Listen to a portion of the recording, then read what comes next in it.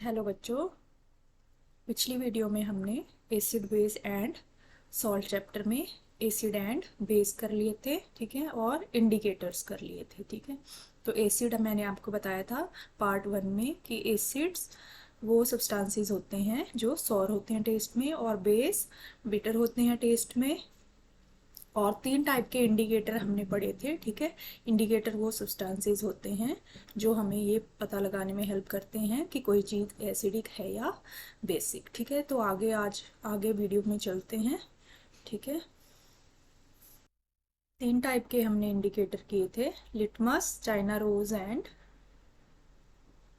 Turmeric powder, ठीक है। तो आज हम करेंगे नेक्स्ट इंडिकेटर, वो है फिनोल पैथिलिन, ठीक है। क्या है? फिनोल पैथिलिन। तो ये भी एक क्या है, ये भी एक इंडिकेटर है, ठीक है। और ये एक आर्टिफिशियल इंडिकेटर है, मींस इसको लैब में बनाया जाता है, ठीक है।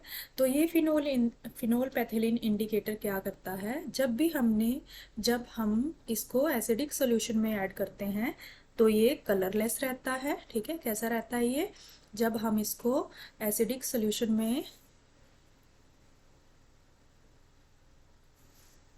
डालते हैं तो ये कलरलेस रहता है, और जब भी हम इसको किसी बेसिक सोल्यूशन में बेस में डालते हैं तो ये हमें पिंक कलर देता है, ठीक है। जैसे ये वाला जो सोल्यूशन हमने लिया है बिकर 1 में, ठीक है, बिकर 1 में हमने एसिडिक सोल्यूशन लिया है। तो जब हम फिनोल पैथिलिन अपने बीकर ए में डालेंगे तो हमारा सोल्यूशन कैसा रहेगा? कलरलेस रहेगा। बट जब हम कुछ ड्रॉप्स फिनोल पैथिलिन की किस में डालेंगे, किसी बेसिक चीज में डालेंगे, बेस में डालेंगे, तो हमारा सोल्यूशन कैसा आएगा? हमारा सोल्यूशन पिंक आएगा, ठीक है। आगे करते हैं, ठीक है। Coffee is brown and bitter in taste, is it an acid और a base? Don't give the answer without any test, you are in dark with its taste, ठीक है। तो ये क्या बोल रहे हैं कि जब हमने पिछली स्लाइड में पार्ट 1 में पढ़ा था कि एसिडिक चीजें वो होती हैं जो सौर होती हैं, खट्टी होती हैं टेस्ट में, और बेसिस बिटर होते हैं, ठीक है। बट जो कॉफी है उसमें एक्सेप्शनल केस है, ठीक है। कॉफी ब्राउन होती है टेस्ट, ठीक है, कलर में, और टेस्ट में ये कड़वी होती है। बट ये क्या है, हमने पढ़ा था कि एसिडिक चीज़ें तो सॉर होती हैं, ठीक है, और बेसिक चीज़ें बिटर होती हैं। बट इस जो कॉफ़ी है उसका टेस्ट कैसा होता है? बिटर होता है, कड़वा होता है, ठीक है। जो ब्लैक कॉफ़ी होती है, ठीक है, दूध वाली कॉफ़ी और चीनी वाली कॉफ़ी तो मीठी होती है। बट जब हम इसको अकेली कॉफ़ी बीन्स जब यूज़ करते हैं कॉफ़ी बनाने के लिए, ब्लैक कॉफ़ी जब हम बनाते हैं, ठीक है, उसमें दूध वगैरह नहीं ऐड करते हैं, तो उसका टेस्ट कैसा आता है? बिटर आता है, ठीक है, बिटर आता है, कड़वा आता है इसका टेस्ट। तो कड़वी चीज़ें हमने पढ़ी थी कि कड़वी चीज़ें कैसी होती हैं? बेस होती हैं। बट जो कॉफ़ी है वो एसिडिक है, ठीक है। आपने याद रखना है कि कॉफ़ी एसिडिक है, ठीक है। कैसी है कॉफ़ी? एसिडिक है, ठीक है। तो ये स्केल दी हुई है, ठीक है, आपकी बुक में नहीं है, मैं एक्स्ट्रा करवा रही हूँ, ठीक है, याद रखने के लिए, इजीली याद रखने के लिए। तो एसिडिक ये पीएच स्केल, जैसे हमने पिछले चैप्टर में देखा था कि जो फीवर है उसको मेजर करने के लिए हम क्या यूज़ करते हैं? थर्मामीटर यूज़ करते हैं। टेम्परेचर को मेजर करने के लिए हम क्या यूज़ करते हैं? थर्मामीटर यूज़ करते हैं। वैसे ही अगर हमने चेक करना है कि कोई चीज़ एसिडिक है या बेसिक है तो हम कौन सी स्केल यूज़ कर सकते हैं? पीएच स्केल, ठीक है, ये स्केल दी हुई है, ठीक है। तो ऐसी चीज़ें जिनकी जिनकी पीएच स्केल कहाँ से कहाँ तक है? 1 to 6 है। कहाँ से कहाँ तक? 1 2 3 4 5 6। जिनकी पीएच स्केल 6 तक आएगी, ठीक है, वो चीज़ें होंगी हमारी एसिडिक, ठीक है। कैसी होंगी वो? एसिडिक। जैसे कि जो हमारा स्टमक, हमने न्यूट्रिशन इन एनिमल्स चैप्टर में पढ़ा था कि हमारा स्टमक एसिड छोड़ता है, ठीक है, तो वो क्या होगा? एसिडिक। लेमन जूस भी एसिडिक, एप्पल जूस भी एसिडिक, टोमेटो जूस भी एसिडिक, ब्लैक कॉफ़ी भी एसिडिक। तो हमने देखा ना कि वैसे तो कॉफ़ी कौन से टेस्ट की है? बिटर टेस्ट की है, बट है वो एसिड, क्योंकि इसकी पीएच कहाँ है? 5 पे है।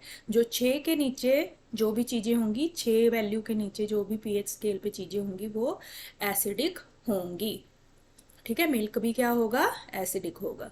आगे है प्योर वाटर, ठीक है, जो प्योर पानी होता है, ठीक है, उसकी जो वो क्या होता है, वो होता है न्यूट्रल। क्या होता है वो? न्यूट्रल। तो न्यूट्रल चीजें वो होती हैं ना जो कि एसिडिक होती हैं ना बेसिक होती हैं। तो जो प्योर वाटर होता है ना वो एसिडिक होता है ना वो बेसिक होता है, वो कैसा होता है? न्यूट्रल। तो ऐसे सब्सटेंसेस जिनकी पीएच 7 होगी वो क्या होंगे? न्यूट्रल।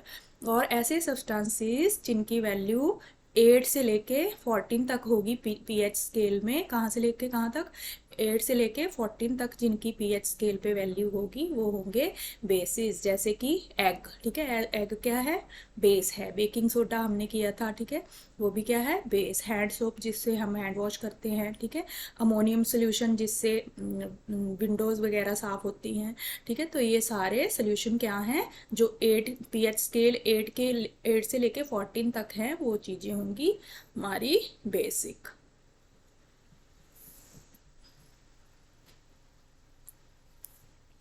ठीक है, तो आगे क्या बोल रहे हैं ये कि टीचर इसको आपको क्लास में करवाएंगे। क्या करेंगे टीचर्स?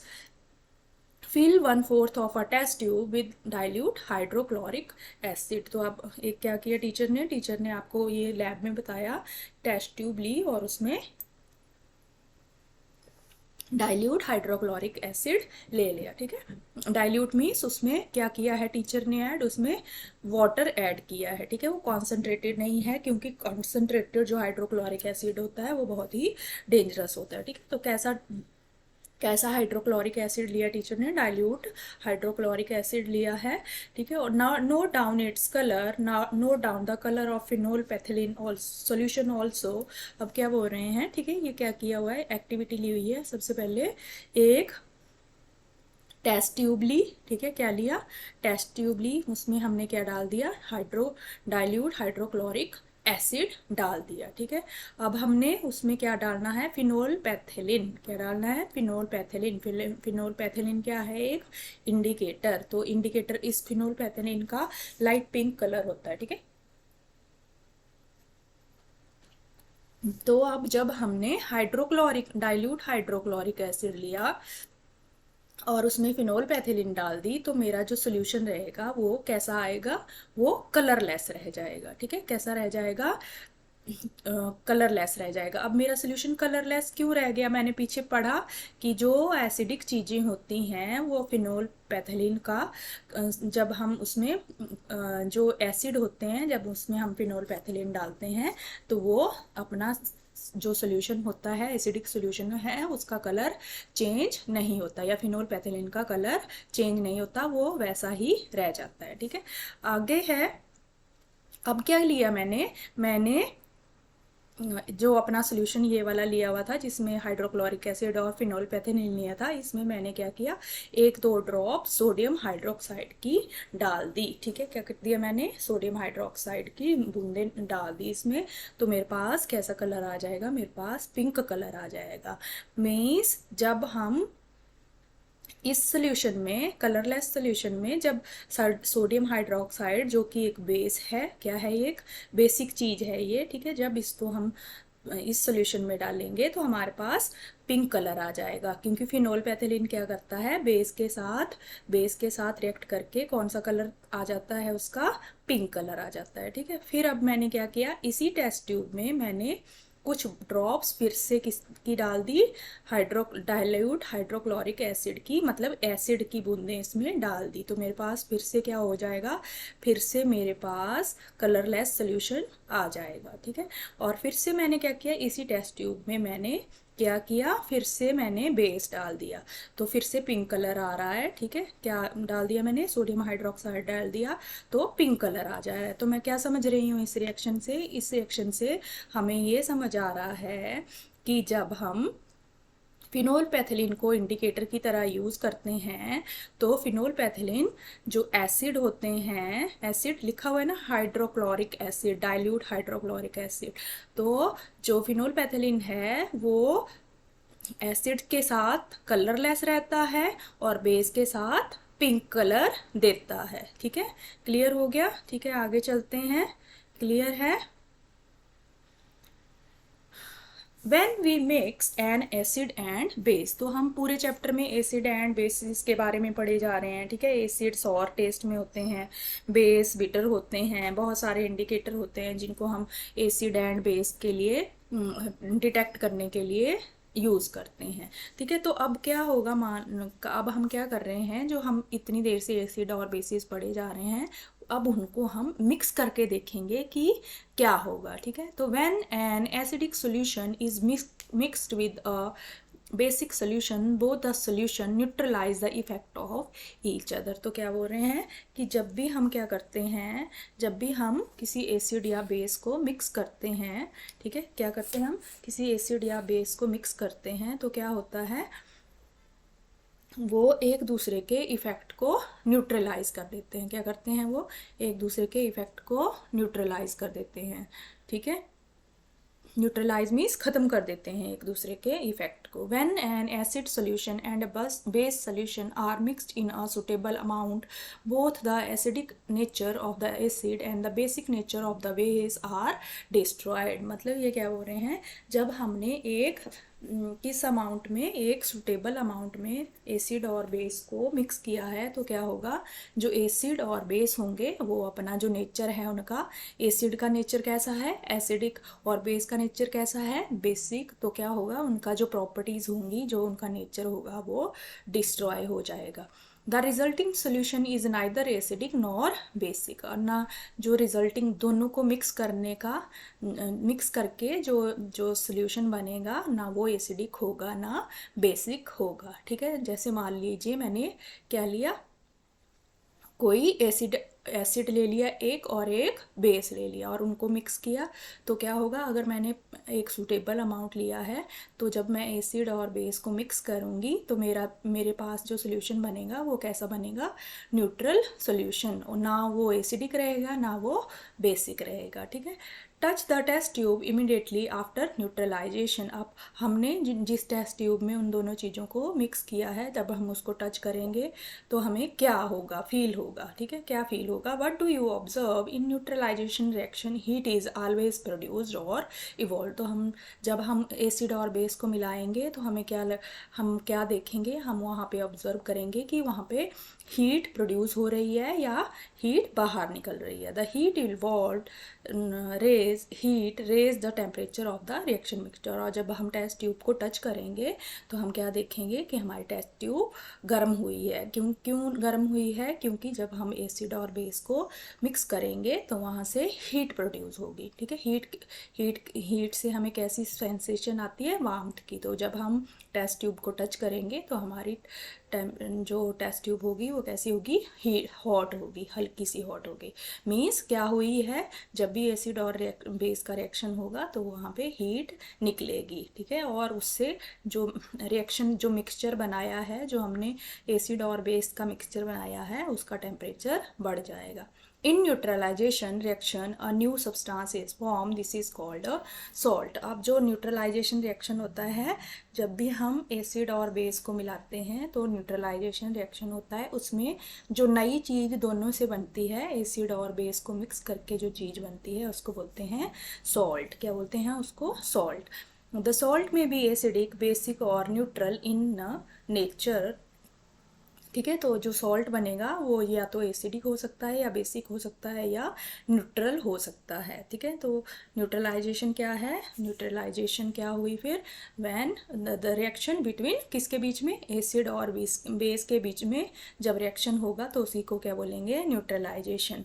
और क्या बनेगा, जब न्यूट्रलाइजेशन का रिएक्शन होगा तो सॉल्ट और वाटर बनेंगे और हीट बाहर निकलेगी, ठीक है, हीट प्रोड्यूस होगी। तो न्यूट्रलाइजेशन क्या हुई, neutralization is the reaction between acid and base, ठीक है, and salt and water are produced in this process with the evolution of heat. मतलब हीट भी रिएक्शन में निकलेगी। जैसे मैंने क्या किया, मैंने हाइड्रोक्लोरिक एसिड ले लिया, ये एक चीज़ एसिड ले ली, और सोडियम हाइड्रोक्साइड बेस ले लिया। मतलब एक चीज़ एसिडिक है, एक बेसिक है। जब मैं इन दोनों को मिक्स करूँगी तो मेरे पास क्या बनेगा, न्यूट्रलाइजेशन रिएक्शन होगा, मेरे पास बन जाएगा सोडियम क्लोराइड और क्या निकलेगा इस रिएक्शन में, सोडियम क्लोराइड एक सॉल्ट है, ठीक है, जो हम खाने का नमक यूज़ करते हैं, सोडियम क्लोराइड, और इस रिएक्शन में पानी निकलेगा, ठीक है, और हीट भी निकलेगी।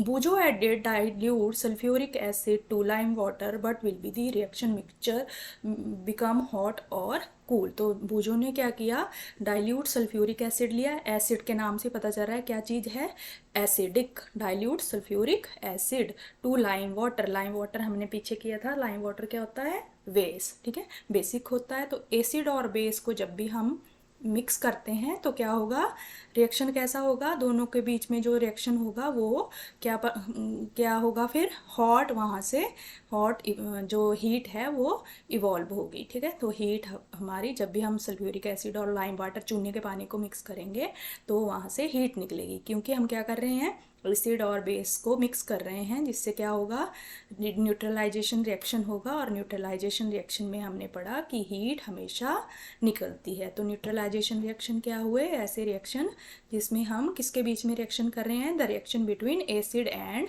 बेस, ठीक है। और दूसरा, सबसे पहले neutralisation, it is a reaction between acid and base. दूसरा point, the result of neutralisation reaction is salt and water. And तीसरा पॉइंट है, heat is evolved during this process. Clear. आगे है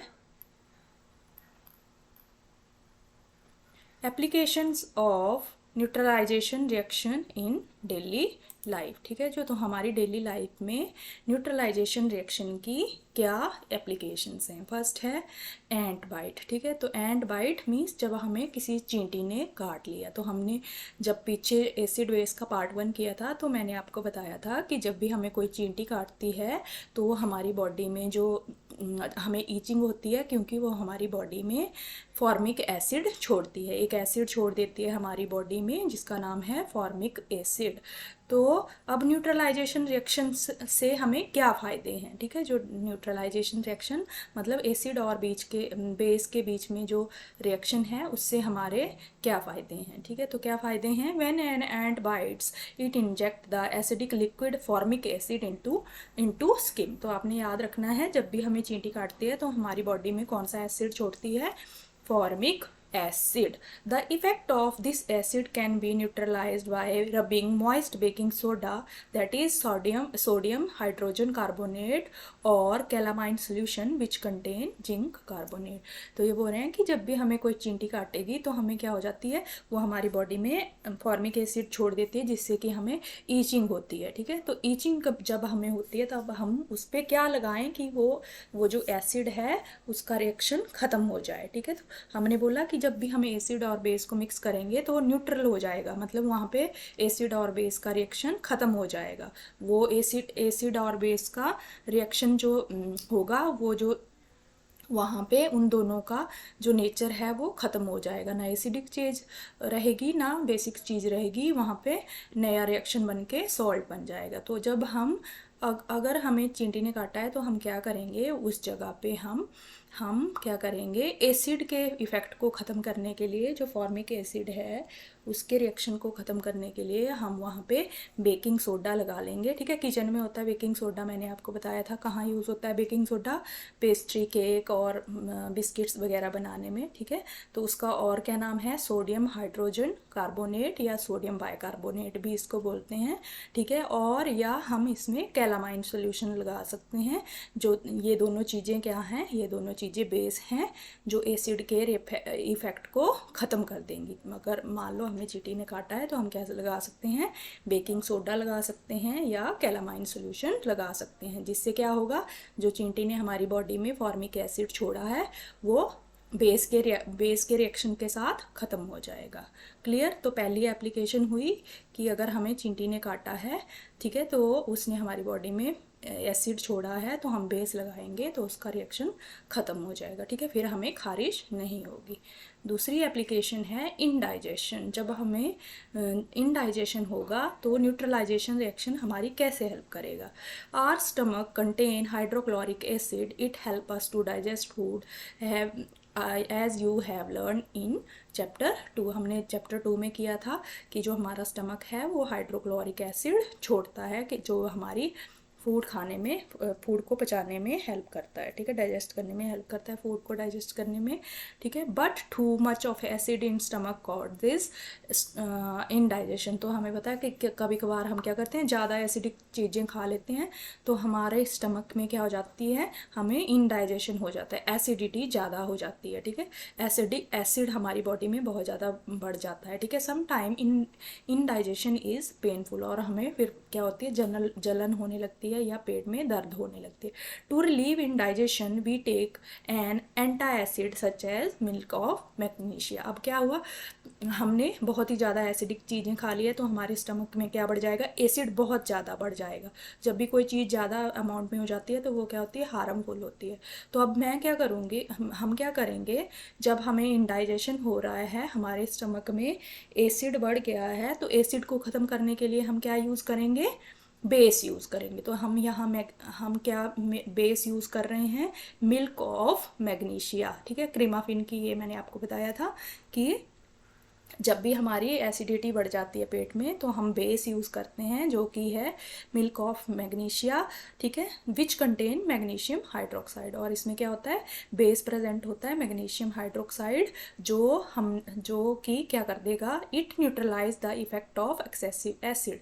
जो हमारी बॉडी में एक्सेस बहुत ही ज़्यादा एसिड बन गया है उसको ये ख़त्म कर देगा, ठीक है। और इसको एंटा एसिड इसलिए बोलते हैं क्योंकि एंटा मीन्स अगेंस्ट एसिड, मतलब ये एसिड को ख़त्म कर रहा है, ठीक है। वी टेक एंटा एसिड, ठीक है। एंटा एसिड ऐसी चीज़ें होती हैं जो एसिड को ख़त्म करने के लिए यूज़ की जाती हैं, ठीक है। तो क्या है, क्या यूज़ करेंगे हम, अगर हमें इनडाइजेशन हो रहा है, एसिडिटी हमारे पेट में बढ़ गई है, तो हम एंटा एसिड, जिसका क्या नाम है, मिल्क ऑफ मैग्नीशिया, ठीक है, उसका यूज़ करेंगे, जिससे कि हमारे पेट का एक्सेस एसिड ख़त्म हो जाएगा, ठीक है। तो ये भी एक एप्लीकेशन है, ठीक है। इनडाइजेशन में भी न्यूट्रलाइजेशन रिएक्शन हमारी हेल्प करते हैं, एंड वाइट में भी न्यूट्रलाइजेशन रिएक्शन हमारी हेल्प करेंगे, ठीक है। तो न्यूट्रलाइजेशन रिएक्शन किसके बीच में हुआ, जो पेट ने एसिड छोड़ा है और जो दवाई हमने पी है, ठीक है, क्या पिया है हमने, मिल्क ऑफ मैग्नीशिया, ठीक है। तो इन दोनों का रिएक्शन होगा और एसिड का इफेक्ट ख़त्म हो जाएगा, ठीक है। आगे है सॉइल ट्रीटमेंट। अब सॉइल ट्रीटमेंट में भी न्यूट्रलाइजेशन रिएक्शन की एप्लीकेशन है। तो सॉइल ट्रीटमेंट में क्या एप्लीकेशन है, excessive use of chemical fertilizers make the soil acidic, ठीक है। तो अब आजकल क्या होता है, हम जो फार्मर्स होते हैं वो जो फैक्ट्रीज़ में फर्टिलाइजर्स यूज़ बनते हैं, उनसे क्या हो जाता है, सॉइल एसिडिक हो जाती है। फर्टिलाइजर किस लिए यूज़ किए जाते हैं, फर्टिलाइजर्स क्रॉप की प्रोडक्टिविटी को बढ़ाने के लिए यूज़ किए जाते हैं, ठीक है। बट इनका एक्सेसिव यूज़ जब होता है, ठीक है, इनको ज़्यादा ही अगर फार्मर्स फील्ड्स में यूज़ करते हैं क्रॉप प्रोडक्शन के लिए, तो सॉइल कैसी हो जाती है, एसिडिक हो जाती है। सॉइल भी, मिट्टी भी कैसी हो जाती है, एसिडिक हो जाती है। Plant do not grow well when the soil is either too acidic or too basic. जब सॉइल बहुत ही एसिडिक या बेसिक हो जाएगी तो प्लांट अच्छे से ग्रो नहीं हो पाएंगे।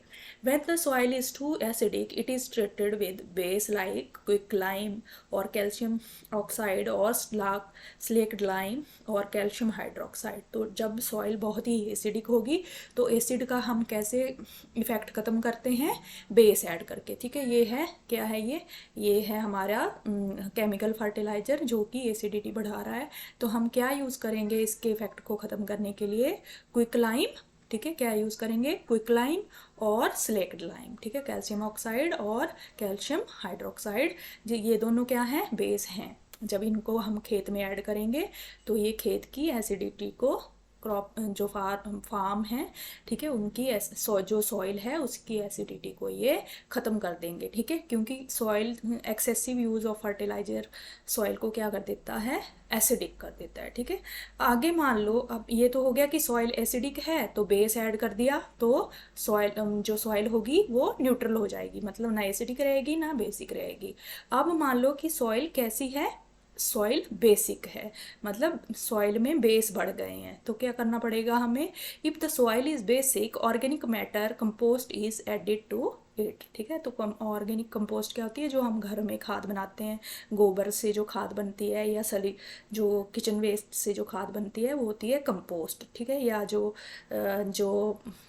वर्मी कंपोस्ट अर्थवर्म होते हैं वो खाद बनाते हैं, वो भी क्या होती है, कंपोस्ट होती है, ठीक है। If the soil is basic what should be add, we should add compost, ठीक है। तो उसमें हम जो खाद होती है, ठीक है, उसको ऐड करते हैं। Organic matter releases acids which neutralize the basic nature of the soil, ठीक है। तो जो हम कंपोस्ट ऐड करेंगे खेत में तो उसकी जो सॉइल बेसिक हो चुकी है तो कंपोस्ट एसिडिक होगी, तो उसके रिएक्शन जब एसिड और बेस का रिएक्शन होगा तो सॉइल कैसी हो जाएगी, न्यूट्रल हो जाएगी, ठीक है। तो ये हो गई तीसरी ट्रीटमेंट। आगे है, पहले इसको फिर से बता देती हूँ मैं आपको, ठीक है। जब सॉइल एसिडिक होगी, ठीक है, किसके यूज़ से एसिडिक हो जाती है सॉइल, फर्टिलाइज़र का जब एक्सेसिव बहुत ही ज़्यादा यूज़ जब फार्मर्स करें तो सॉइल एसिडिक हो जाती है, ठीक है, जिससे कि क्रॉप प्रोडक्शन ठीक नहीं होगी।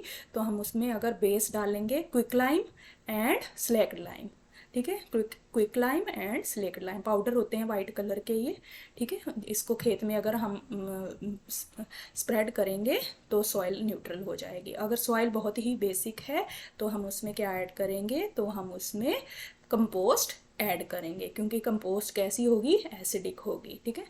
तो ऐसे न्यूट्रलाइजेशन रिएक्शन से सॉइल को सही किया जा सकता है, ठीक है। आगे है फैक्ट्री वेस्ट। अब जो फैक्ट्रीज होती हैं, ठीक है, उनसे जो वेस्ट निकलता है वो भी कैसा होता है, इसमें भी बहुत सारे एसिड्स होते हैं। The waste of many factories contain acids if they are allowed to flow into the water bodies the acid will kill fish and other organism. बोले कि जब जो फैक्ट्रीज होती हैं वो अपना वेस्ट मोस्टली क्या करती हैं, उनमें जो उनका वेस्ट रहता है वो बहुत ही मोस्टली एसिडिक होता है, ठीक है। और जब उनको रिवर वगैरह में छोड़ देते हैं तो उससे क्या होगा, क्योंकि पानी एसिडिक हो जाएगा, एसिड जब पानी में फ्लो होता रहेगा फैक्ट्री से तो पानी कैसा हो जाएगा, एसिडिक हो जाएगा। तो एसिडिक जब पानी हो जाएगा उससे क्या होगा, जो ऑर्गेनिजम्स पानी में हैं जैसे कि फिश है या अदर ऑर्गेनिज्म है वो क्या हो जाएंगे, किल हो जाएंगे, मर जाएंगे वो। The factory wastes are therefore utilized by adding basic substances. तो जो फैक्ट्री का वेस्ट होता है उसमें, क्योंकि फैक्ट्री वेस्ट क्या होता है, एसिडिक होता है, तो उसमें बेसिक चीज़ों को ऐड किया जाता है ताकि न्यूट्रलाइजेशन रिएक्शन हो जाए और जो वाटर एनिमल्स हैं उनको कोई हार्म ना हो, ठीक है। Are you familiar with the term acid rain? Have you ever heard about damaging effect of acid rain? तो आगे बोल रहे हैं, ये तो हो गए, पीछे हो गए हमारे न्यूट्रलाइजेशन रिएक्शन की एप्लीकेशन। तो क्या क्या एप्लीकेशंस हैं, एक एंट बाइट में, ठीक है, और इंडाइजेशन अगर हो रहा है, सॉइल ट्रीटमेंट अगर हमने करनी है, या फैक्ट्री वेस्ट का इफेक्ट ख़त्म करना है तो हम न्यूट्रलाइजेशन रिएक्शन की एप्लीकेशन का यूज़ कर सकते हैं, ठीक है। आगे है एसिड रेन, ठीक है। एसिड रेन मीन्स एसिड की बारिश, ठीक है। तो एसिड क्या होते हैं, मोस्टली हार्मफुल होते हैं। तो ये तो have you ever heard about the damaging effect of acid rain? क्या आपने कभी एसिड रेन के डैमेजिंग इफेक्ट को सुना है? As the name indicate the rain containing excess of acid is called acid rain. तो ऐसी बारिश जिसमें क्या हो, एसिड बहुत ही एक्सेस में, बहुत ही ज़्यादा अमाउंट में प्रेजेंट हो, उसको बोलते हैं acid rain. Where do these acids come from? ये एसिड कहाँ से आते हैं? The rain becomes acidic because carbon dioxide, sulphur dioxide and nitrogen dioxide which are release into the air as pollutant dissolve in the rain drops to form carbonic acid, sulfuric acid and nitric acid respectively। तो क्या बोल रहे हैं कि जब क्या होता है, जो व्हीकल्स होते हैं, जो फैक्ट्रीज होती हैं वो क्या छोड़ती हैं, वो पॉल्यूटेंट छोड़ती हैं। ऐसे पॉल्यूटेंट ऐसी चीज़ें होती होती हैं जो कि एयर को, हमारे मुख को क्या करती हैं, ख़राब करती हैं। ठीक है, तो क्या क्या छोड़ते हैं, जो व्हीकल्स होते हैं या फैक्ट्री वेस्ट, जो फैक्ट्री से स्मोक आता है बाहर, या फैक्ट्री से जो भी एयर पॉल्यूटेंट आते हैं, उनमें कौन कौन सी गैसें आती हैं, कार्बन डाइऑक्साइड छोड़ते हैं, सल्फर डाइऑक्साइड छोड़ते हैं, नाइट्रोजन डाइऑक्साइड छोड़ते हैं। जब ये एयर में मिक्स हो जाते हैं और वो जब बारिश होती है तो ये बारिश के पानी के साथ मिक्स होके क्या बना देते हैं, कार्बोनिक एसिड बना देते हैं। कार्बन, जैसे कार्बन डाइऑक्साइड हमने पढ़ा, तो ये क्या बना देगी, carbonic acid, sulphuric acid and nitric acid. ठीक है, तो इससे क्या होगा, जो बारिश होगी जब उसमें पॉल्यूटेंट मिले हुए हैं, pollutant means carbon dioxide, sulphur dioxide and nitrogen dioxide, जब ये किसके साथ मिक्स होंगे, पानी की ड्रॉप्स, जो रेन ड्रॉप्स के साथ मिक्स होंगे, तो क्या बनेगा, carbonic acid, sulphuric acid and nitric acid. जब ये बारिश होगी तो ये कैसी बारिश होगी, ये तीनों क्या हैं, ये तीनों एसिड हैं। तो एसिड जब बारिश के साथ नीचे आएंगे तो इसी को बोलेंगे एसिड रेन।